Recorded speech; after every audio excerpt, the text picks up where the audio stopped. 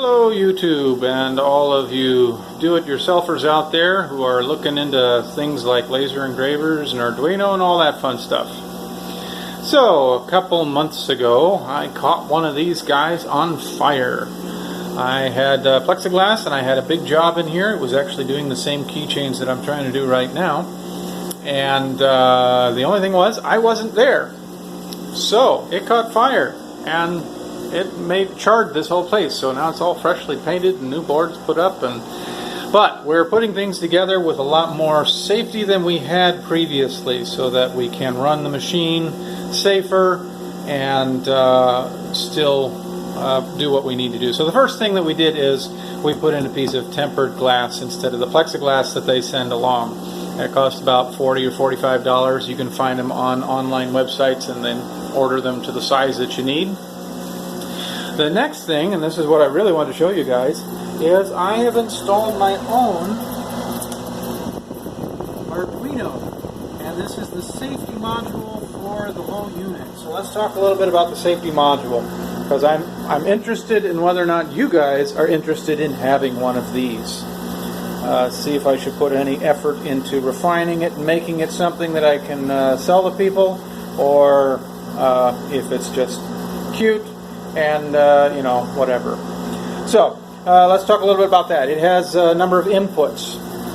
On this wire here, it brings in and it monitors voltage from a pressure sensor. The pressure sensor is located in the back here, and it is hooked to the air inline. It's very simple. You power it with 5 volts and it puts out a variable voltage in return depending on how much pressure that you're sensing. The other thing that it senses on this line is this wire right here, which is hooked up to the pulse width modulator, which is the signal wire from the control board to the power supply for the laser. So it's doing that so that you can tell when the laser is running or not running. And then finally, we also have this set of 3 wires here, which goes out to 3 separate temperature sensors that I have installed inside of the unit. We have one here in the main work area, and these are those DS1825, I think is what they are. They're the common ones that you can find on eBay. And then the other ones are mounted here inside of these T's. They come up inside of a bunch of silicone, and the tip sticks out into the T. And then I have one here, and then another one right here. One is on the supply water to the laser, and the other one is on the return water to the laser.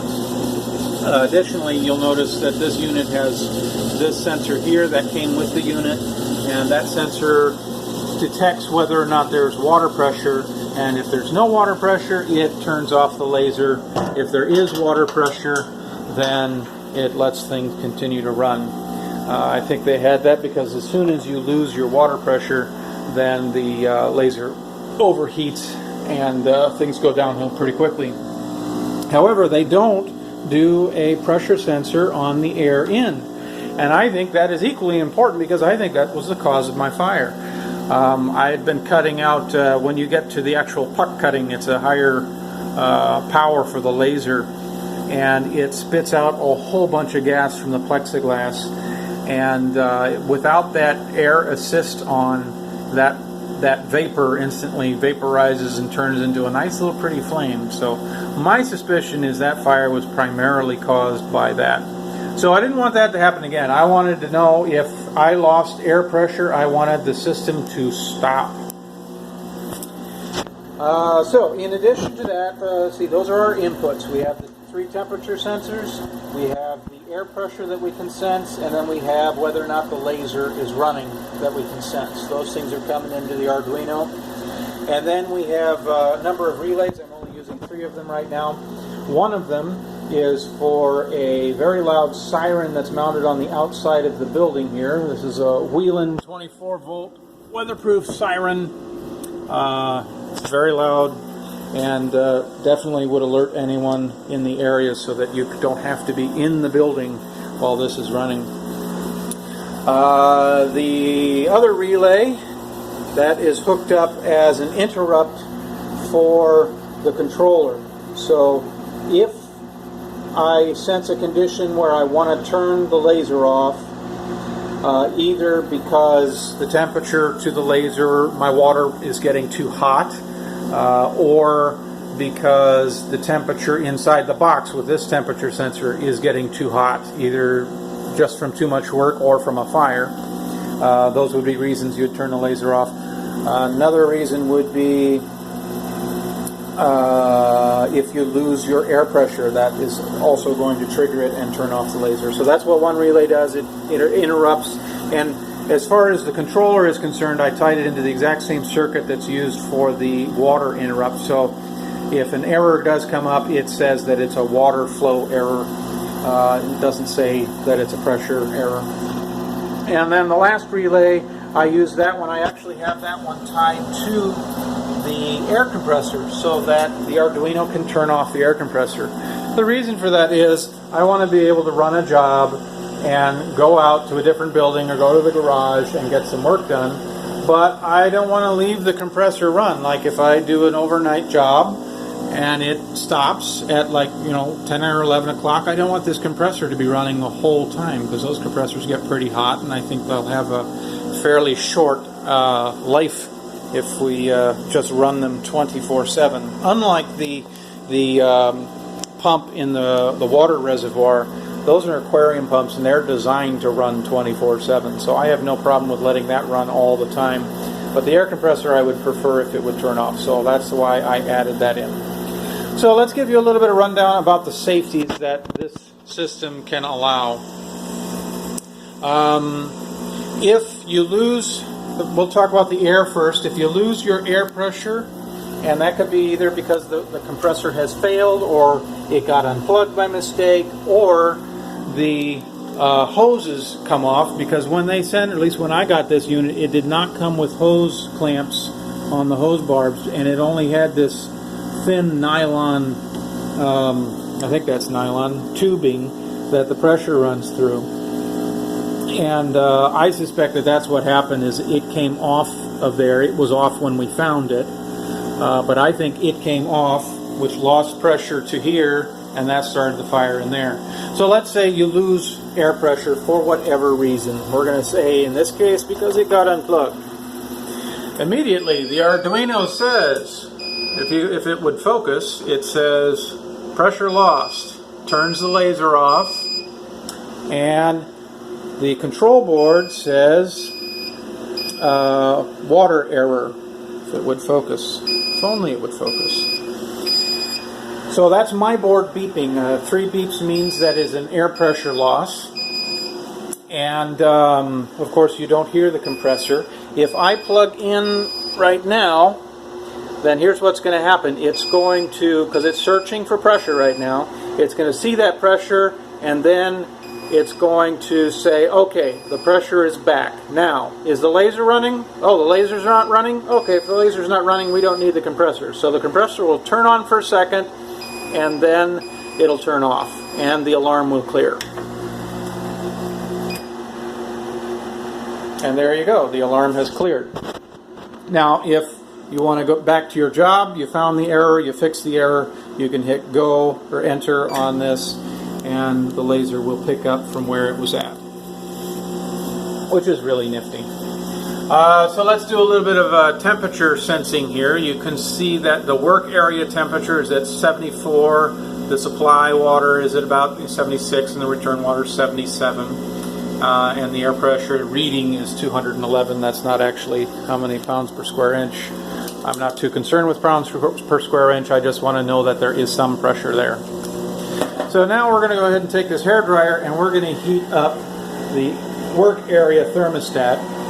When it gets up to 100 degrees, then the Arduino is going to say, hey, the box is getting too hot. I don't know if it's a fire, but the laser shouldn't be running. And this will also trigger if the water temperature gets up to, I think, 90. It'll also trigger this same error. And so it'll start beeping. I think I'm doing 2 beeps for the work area being too hot. Again, it turns the laser off, and you're hearing those 2 beeps. Again, this says that it's a water error because it doesn't know, it just knows that it's been turned off. So if this clears, then it'll stop beeping. I mean, if the temperature goes down on that probe, it'll stop beeping, and then it'll be ready. You can press enter and it'll continue. But we're going to go one step further. We're going to say, well, what if there was a fire in there and the temperature keeps going? So right now I have it hit, so if it hits 150 degrees, then it will sound the outside alarm, and it will also make sure that the compressor is turned off. I do that so that if there's a fire,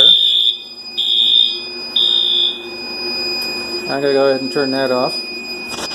I do that so that if there is a fire, it actually isn't feeding the Hold on. Yep, that's just me testing. Okay. So yeah, if that happens, I want it to not feed the fire with fresh air with the air compressor. However, I do want to run the exhaust. I think that's the right thing to do, especially since we've put in full metal exhaust all the way out to the outside. So if there is a fire in here, the laser will stop, the compressor will stop, the siren will sound, and hopefully we'll be able to get here and take care of it. I am going to work on building an actual suppressor system later that will be independent of the Arduino, although it could be tied to the Arduino. The idea being if something inside gets to a melting point, then it'll put the fire out. So anyway, this is my doodad. It's taken me about a week to put together. I'm going to try to cool this guy down. Got to get down to like 85 before it says, okay, now we're in safe working condition.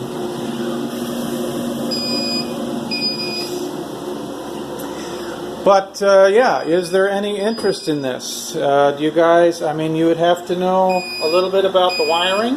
I can give a video tutorial and show you how to hook it up. But yeah, I could build these. I could put together a board, and you guys could have a measure of safety more than this machine comes with, because as it stands, it doesn't come with a lot of safety, and it doesn't come with a whole lot of instruction, and you can get into trouble if you don't take extra precautions. This is not something that was made in America with all the rules and regulations and safety precautions, like, you know, warning coffee is hot and don't grill indoors. So there you have it. I will go ahead and post this video, and you guys can let me know if this is something you're interested in or not. Further development is to include an ESP8266, which I have lying around here somewhere, and the Arduino will talk to it through serial and be able to send out web alerts to cell phones through the website IFTTT, which is an awesome website. If you want to use that for alarms, it's great for alerting you to something that's happening with the electronics projects that you're building. So yeah. All right, YouTube, let me know what you think. Bye.